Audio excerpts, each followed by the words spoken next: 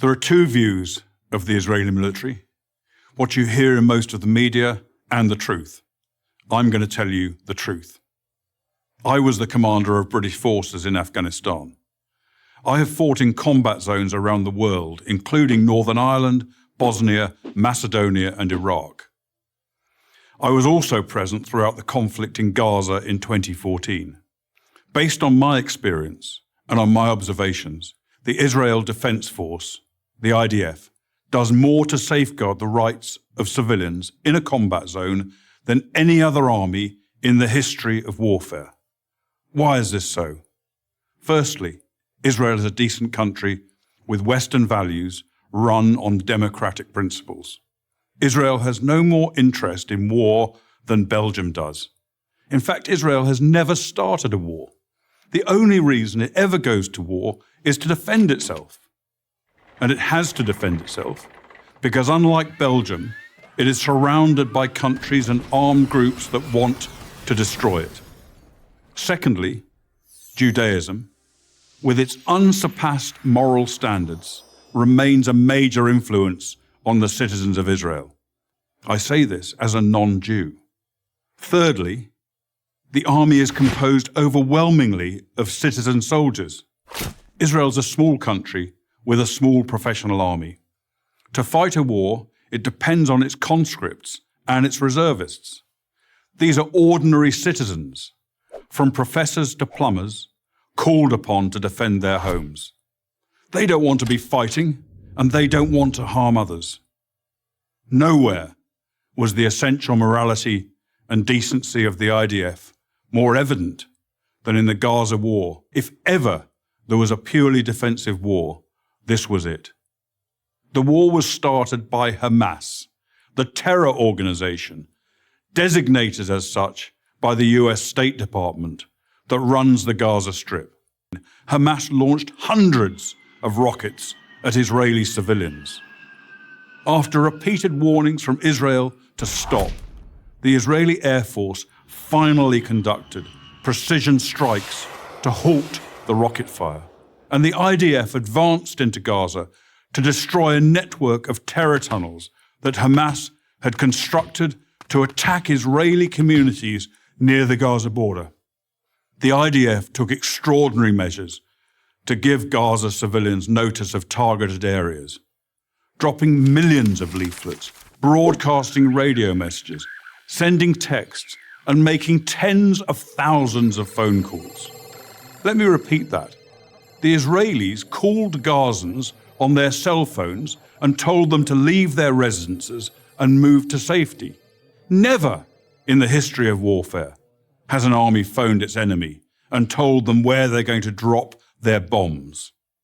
Many IDF missions that could have taken out Hamas military capabilities were aborted to prevent civilian casualties, increasing the risk to Israeli citizens and soldiers.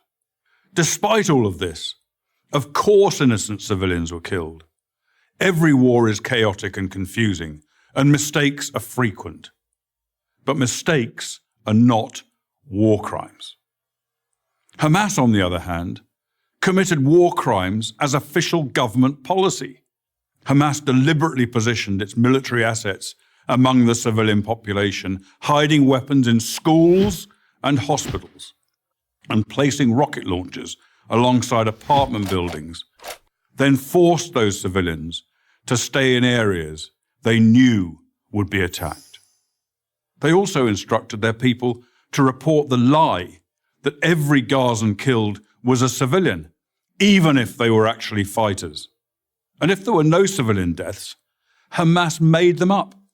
Numerous internet sites show Palestinians elaborately staging sniper victims and smashed ambulances, among other phony horrors.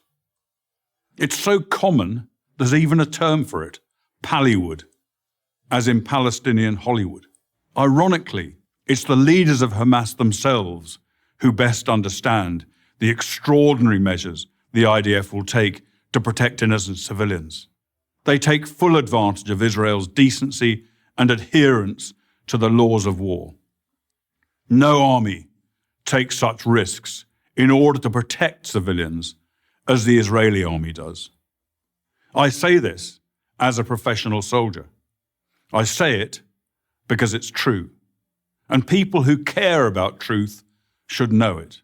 Can you dispel myths about the IDF is targeting civilians and how awful the IDF is and so on? Because I have friends here and people in my circle that are ultra critical of the IDF, and they're only getting their information from God knows what sources. And I'm just wondering if you can dispel the myth. Yeah, I mean, the anti-IDF propaganda that's been prevalent over this war has been built up over many years. The IDF is painted as basically a war criminal machine, and it's far from that.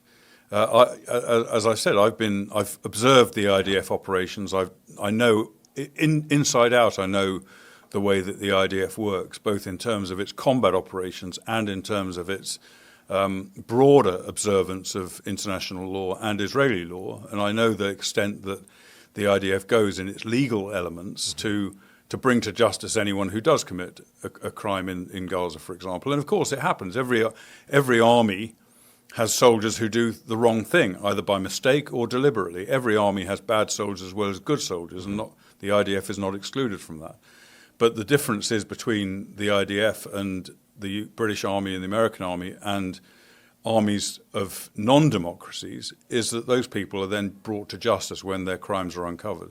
So I'm intimately aware of that, and I know the extent to which the IDF go to minimize the loss of civilian life on the battlefield.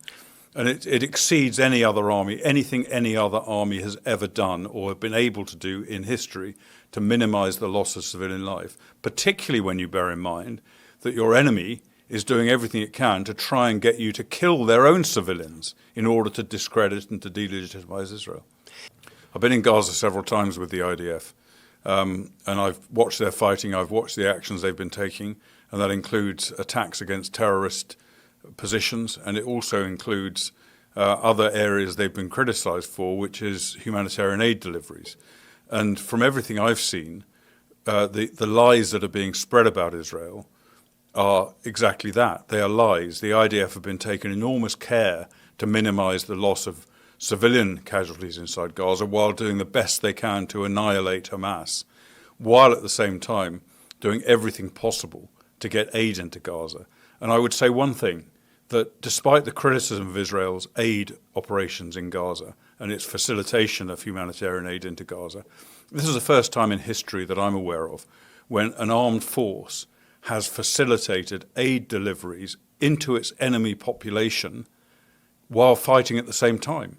And they get criticized for this, but they've done a phenomenal job and have I think, by their immense efforts, including things like opening new checkpoints into Gaza, building new roads inside Gaza specifically for aid deliveries, they've saved many lives of Gazan civilians.